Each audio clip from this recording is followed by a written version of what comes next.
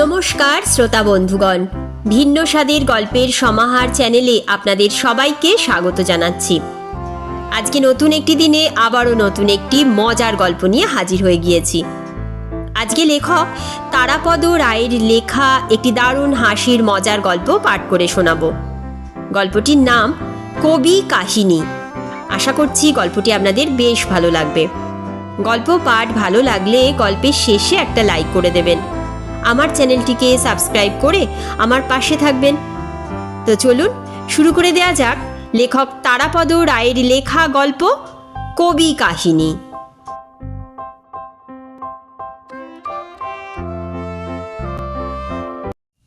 আমতলা গ্রামের লোকেরা 14 পুরুষেও এমন কাণ্ড দেখেনি।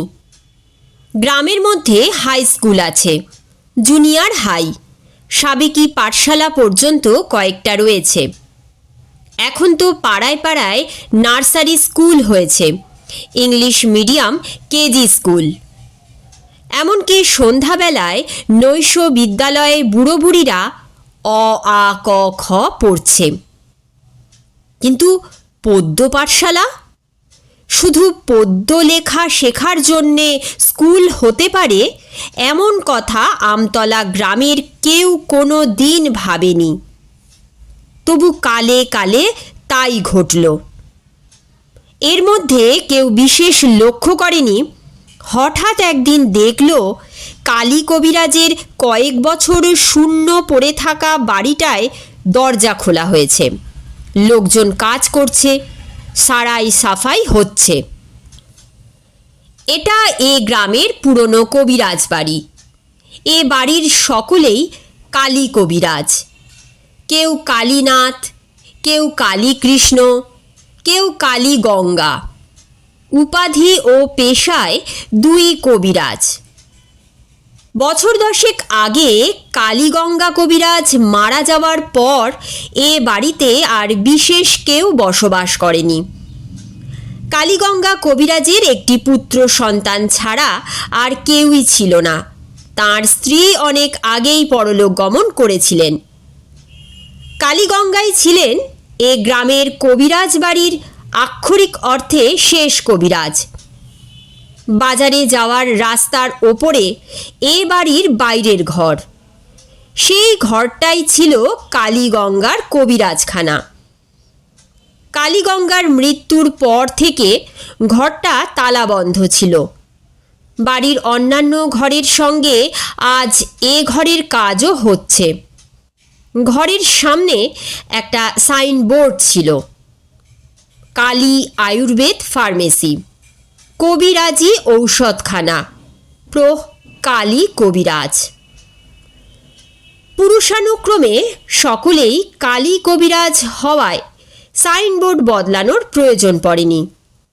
লেখা টেখা রোদে বৃষ্টিতে জ্বলে গেছে, কিন্তু পুরনো আমলের মোটা টিনের পাতে শালকাঠের ফ্রেমে বাঁধা সাইনবোর্ডটি প্রায় অটুট আছে। গ্রামের লোক দেখল সেই সাইনবোর্ডটি নামিয়ে নতুন করে রং করা হচ্ছে। সবাই ধরে নিল তাহলে আবার কবিরাজখানা খুলছে। কিন্তু গ্রাম বৃদ্ধেরা আলোচনা করতে লাগলেন সেটা কি করে সম্ভব, কারণ কবিরাজ বাড়ির বর্তমান উত্তরাধিকারী কালীগঙ্গা কবিরাজের ছেলে কালিদাস কবিরাজ মোটেই কবিরাজ নয়। সে স্কুলের লেখাপড়া শেষ করে কবিরাজি শেখেনি। কলকাতায় বিএ এমএ পাশ করে কলেজে মাস্টারি করছে, সেই সঙ্গে দেদার কবিতা লিখেছে। বুড়োরা চিন্তিত হয়ে পড়লেন। কালিদাস কি কবিরাজি করবে?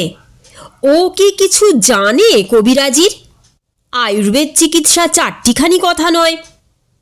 কেউ কেউ বলল, বংশের ধারা, বাপ কা বেটা সিপাই কা ঘোড়া, কুছ নেহি তো থোড়া থোড়া, কালিদাস ভালোই চিকিৎসা করতে পারবে।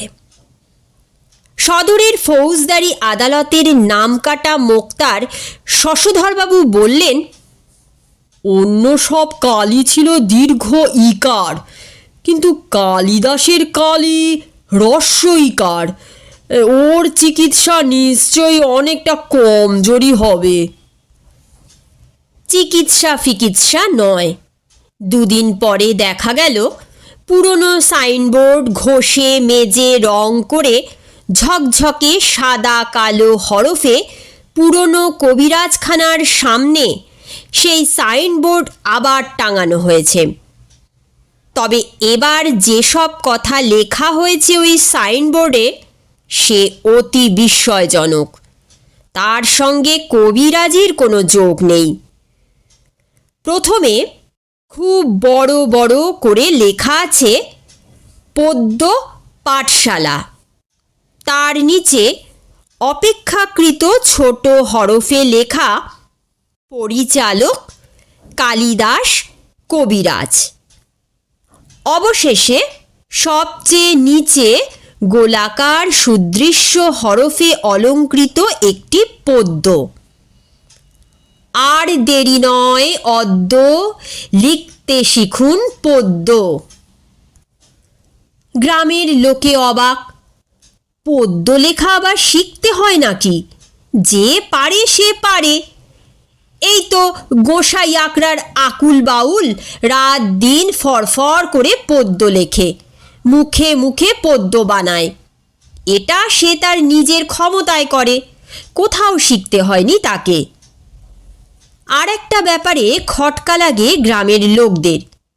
সাইনবোর্ডে দেখে বোঝা যাচ্ছে কালিদাস ফিরে এসেছে। সন্ধ্যাবেলা আলোও জ্বলছে বাড়িতে, কাজের লোক বাজার করছে, রান্না করছে, কিন্তু কালিদাসকে কোথাও দেখা যাচ্ছে না। কি করে দেখা যাবে? ঘর থেকে বেরোনোর সময় কোথায় কবি কালিদাস কবিরাজের? তিনি গ্রামে আসার সময় এক বস্তা লাল খেরোর খাতা কিনে এনেছেন। খেরোর খাতা হলো মোটা কাগজের লম্বা খাতা। মুদির দোকানের হিসেব রাখার জন্যে বৎসরের প্রথমে বা অক্ষয় তৃতীয়া বা রথযাত্রার দিনে সিঁদুরের ফোঁটা দিয়ে নতুন বছরের হিসেব রাখা আরম্ভ হয় লম্বা লম্বা পৃষ্ঠায়। কাজ শেষ হয়ে গেলে চমৎকার ভাঁজ করে লাল ফিতে দিয়ে বেঁধে রাখা হয়। অনেকে ধোবার হিসেবও রাখে খেরোর খাতায়। বলা বাহুল্য, সাধারণ দোকান বাজারে এরকম খাতা পাওয়া যায় না। কালিদাস দপ্তরি পাড়ায় গিয়ে ঘুরে ঘুরে কিনে এনেছেন। এখন তার একমাত্র কাজ হলো এই খাতাগুলোয় পদ্য পাঠশালার পাঠ্যক্রম তৈরি করা। ঘরের নিভৃতে মেজের ওপর শীতল পাটি বিছিয়ে বুকের নিচে বালিশ দিয়ে তিনি বাঁ হাতে মাথার চুল একটা একটা করে ছিঁড়ছেন, আর ডান হাতে পদ্য রচনার উদাহরণ রচনা করছেন। এখন তিনি 4 নম্বর খাতায় হাত দিয়েছেন। এ খাতার বিষয়বস্তু ধন্যাত্মক পদ্য, অর্থাৎ ধ্বনি প্রধান কবিতা। দ্রুত কলম চালিয়ে তিনি পাতার পর পাতা ভরিয়ে ফেলছেন। আবার কিছুক্ষণ পরে সেই লেখা পছন্দ না হলে কেটে ফেলছেন, কিছু কিছু রেখেও দিচ্ছেন। কবি কালিদাসের বালিশের পাশেই কয়েকটা পাখির পালক রাখা আছে। মনের মধ্যে কখনো উৎকৃষ্ট ভাব এলে তিনি ওই পাখির পালক দিয়ে কান চুলকোতে থাকেন, তখন আর মাথার চুল ছেড়েন না। সেই সময় পদ্য খুব খোলতাই হয়। এই তো এখনই ধন্যাত্মক পদ্যের নমুনা রচনা করছিলেন। গাদা গাদা আদা, সাদা সাদা গাঁদা, হুঁদো হুঁদো হাঁদা, মিছে মিছে কাঁদা। এমন সময় গ্রামের মাতব্বরদের ডাকে কবির ধ্যান ভঙ্গ হলো। কালিদাস বাইরে বেরিয়ে দেখেন উঠোনে বাবার বন্ধু হরি জ্যাঠা, রহিম চাচা ইত্যাদি প্রবীণ ব্যক্তিবৃন্দ তাঁর খোঁজ করছেন। তারা বললেন, কালিদাস, তাই তো, তুমি গ্রামে ফিরে এলে, কিন্তু আমাদের কিছু জানালে না। তাই তো। কালিদাস বললেন, আমি যে বড় কাজে ব্যস্ত। গ্রাম বৃদ্ধেরা বললেন, কি কাজ? এবার কবি কালিদাসকে পায় কে? তিনি ঘরের মধ্যে ঢুকে গিয়ে সাম্প্রতিক ধন্যাত্মক খেরোর খাতাটা নিয়ে এলেন। তারপর সবাইকে জিজ্ঞাসা করলেন, আপনারা নতুন সাইনবোর্ডটা দেখেছেন তো? সবাই বললেন, দেখেছি দেখেছি। দেখেছি। কালিদাস বললেন, বুঝতেই পারছেন কত বড়, কত কঠিন কাজ। ভাবছি সামনের সরস্বতী পুজোর দিন সকালে পদ্য পাঠশালার উদ্বোধন করব। উদ্বোধন করার জন্যে একজন প্রাক্তন বিচারপতি পেয়ে গেছি। আপনারাও নিশ্চয়ই আসবেন, নিমন্ত্রণ চিঠি পাঠাবো।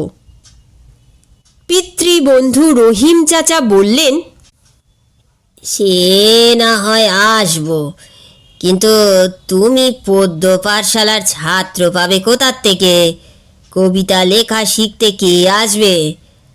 ডাক্তারি, ইঞ্জিনিয়ারিং শিখেও আজকাল ছেলেদের জীবিকা নির্বাহ হয় না।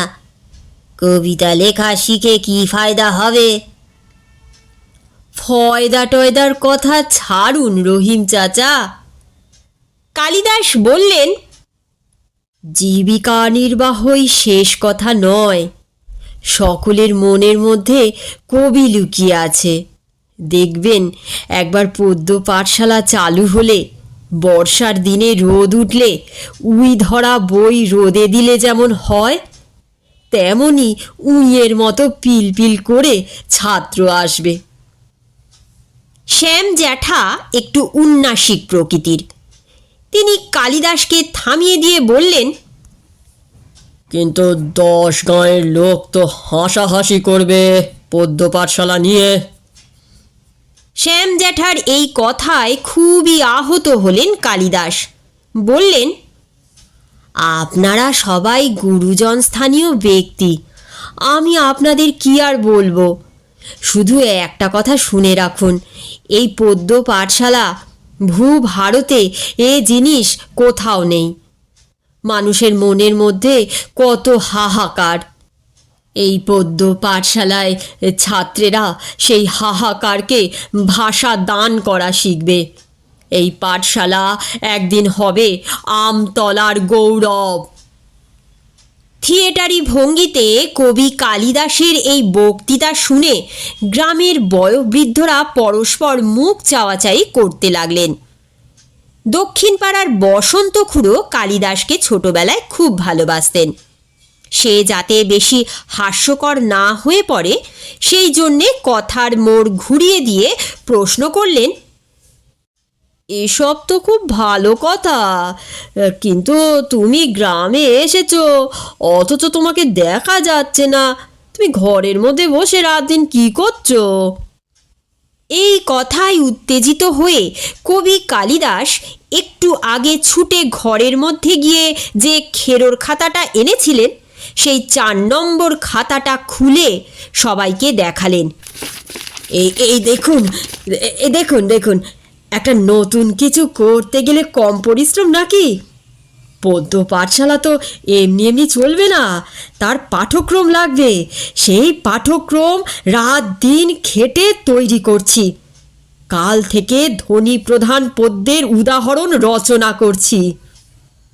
তারপর খাতা খুলে একটা পৃষ্ঠা বার করে সদ্য স্বরচিত পদ্যের ওপরে চোখ বুলিয়ে নিয়ে একটু পরিতৃপ্তভাবে বললেন,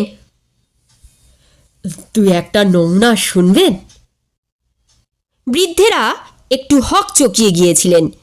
বিশেষ করে ধ্বনি প্রধান ব্যাপারটা যে কি, সে বিষয়ে তাদের কোনো ধারণা নেই। সেই সুযোগে কবি কালিদাস পদ্য পড়া আরম্ভ করলেন।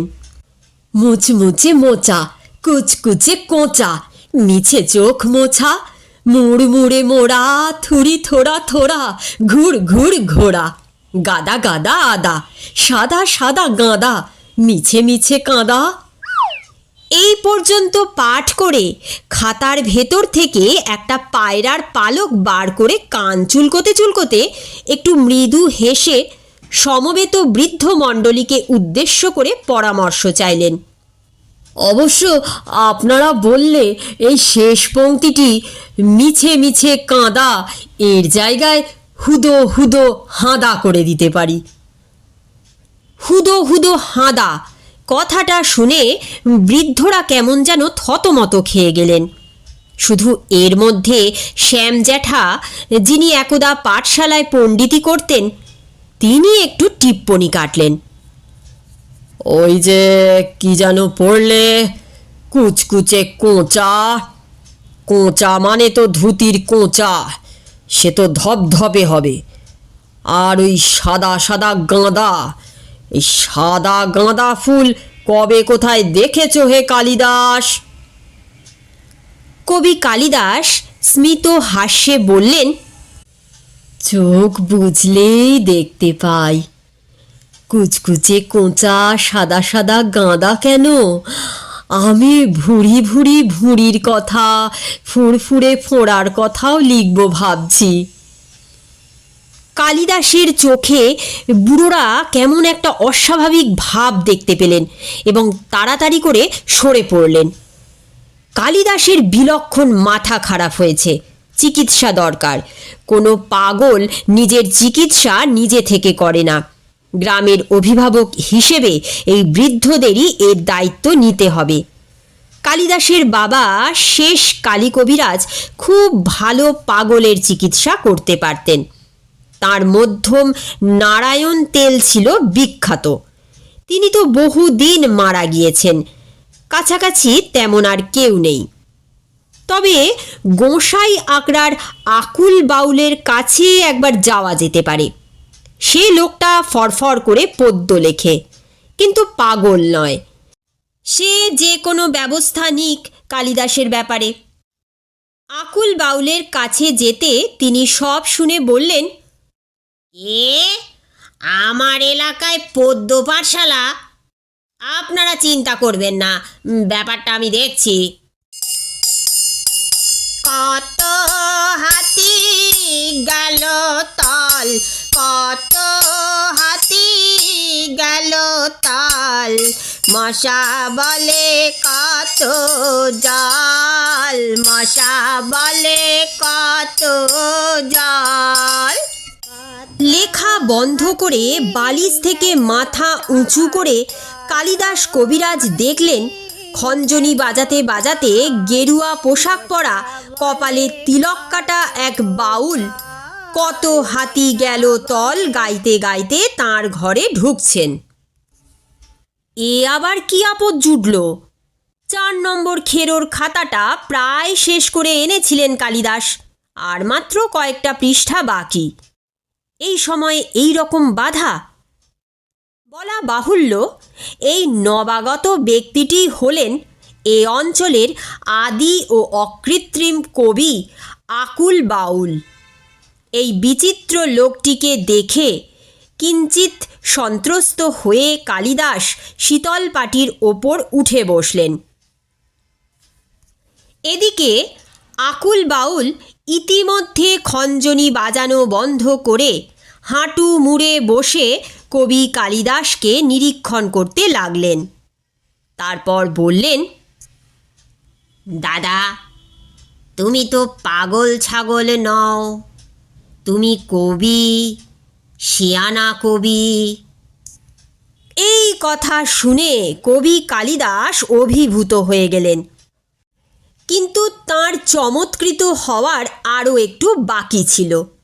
হঠাৎ লাফ দিয়ে সোজা হয়ে উঠে আকুল বাউল দ্রুত লয়ে খঞ্জনি বাজিয়ে গান ধরলেন।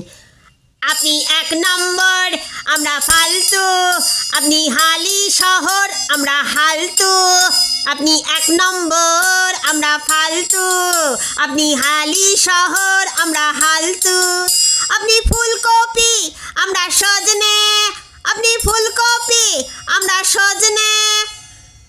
তারপর ঠিক এইখানে গান থামিয়ে আকুল বাউল বললেন, দাদা, এরপরে কি হবে আমি গুছিয়ে উঠতে পারছি না, আপনি একটু গোছগাছ করে দিন।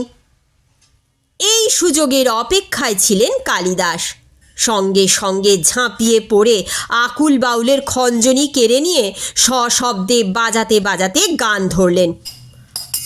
আপনি ফুলকপি আমরা সজনে, ওরে আমরা কারা তোরা খোঁজ নে। আপনি ফুলকপি আমরা সজনে, ওরে আমরা কারা তোরা খোঁজ নে। এই রকম চলল ঘন্টার পর ঘন্টা। খঞ্জনি টঞ্জনি ফেলে দিয়ে উঠোনে নেমে এসে দুজনে উদ্বাহু হয়ে নৃত্য করতে লাগলেন, সঙ্গে গান, গানের পর গান। আকুল বাউল বলেন, চাঁদনি রাতে শেওড়া গাছ। কালিদাস কবিরাজ বলেন, ওই যে কারা বসে আছে। এদিকে কবিরাজ বাড়ির পিছনেই মাঝি পাড়া। তারা গান বাজনার খুব ভক্ত। যখন মাছ ধরে না কিংবা নৌকা চালায় না তখন কেবলই গান গায়। খোল করতাল নিয়ে তারা এসে গেল গানের গন্ধ পেয়ে। আকুল বাউল এবং কবি কালিদাস তখন গলা মিলিয়ে সবেমাত্র একটা দ্বৈত সঙ্গীত আরম্ভ করেছেন। পদ্মে পদ্মে জেরবার, কোনো পথ নেই ফেরবার। ঠিক এই সময়ে মাঝিপাড়ার গানের দল প্রবেশ করল।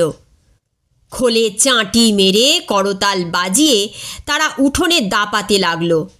তাদের মুখে অত্যন্ত লোভনীয় এক গান। পাতলা মাছের পাতলা ঝোল, চারা পোনার চচ্চড়ি। কাতলা মাছের পাতলা ঝোল, চারা পোনার চচ্চড়ি। একটুখানি লঙ্কা বাটা, সঙ্গে দুটো ডালের বড়ি। একটুখানি লঙ্কা বাটা, সঙ্গে দুটো ডালের বড়ি। অবশ্য এর পরের গানটা কেমন যেন অন্যরকম। আষ্টে এবং পৃষ্ঠে, পৃষ্ঠে এবং আষ্টে, লাগছে কেমন আষ্টে, ঘুম ধরেছে কাষ্ঠে। এই গান শেষ হতে না হতেই আবার নতুন গান শুরু হলো। পরপর দুটি পুঁটি মাছ নিয়ে গান। প্রথমটি হলো, জয়নগরের পুঁটি ধরতে পেলে কুটি। আর দ্বিতীয়টি হলো, ছল বল খল বল চিতল কাতল, পুঁটি বলে কত জল তলে না অতল। ছল বল খল বল চিতল কাতল, পুঁটি বলে কত জল তলে না অতল। পরের গানটি মাঝখানে থামিয়ে দিয়ে আকুল বাউল জিজ্ঞাসা করতে যাচ্ছিলেন, একই এ গান তোমরা কোথায় পেলে? এ গান তো আমার লেখা। কিন্তু ইতিমধ্যে এই অস্বাভাবিক ঘটনার বিবরণ যথাস্থানে পৌঁছে গেছে। গ্রাম বৃদ্ধেরা আবার ছুটে এসেছেন। এসে আকুল বাউল, কবি কালিদাস এবং মাঝিপাড়ার সঙ্গীত মুখর সমবেত জনতাকে দেখে কি করবেন বুঝতে না পেরে কয়েকজন গ্রামের প্রবীণতম মান্যগণ্য ব্যক্তি গোপাল চক্রবর্তীর কাছে ছুটে গেলেন। গোপাল চক্রবর্তী আবার কালিদাসের বাবার বিশেষ বন্ধু ছিলেন। তিনি বললেন, ওদের আমার কাছে ডেকে নিয়ে এসো। রহিম চাচা অগ্রণী হয়ে আকুল এবং কালিদাসকে বললেন, গোপালদা তোমাদের ডাকছেন।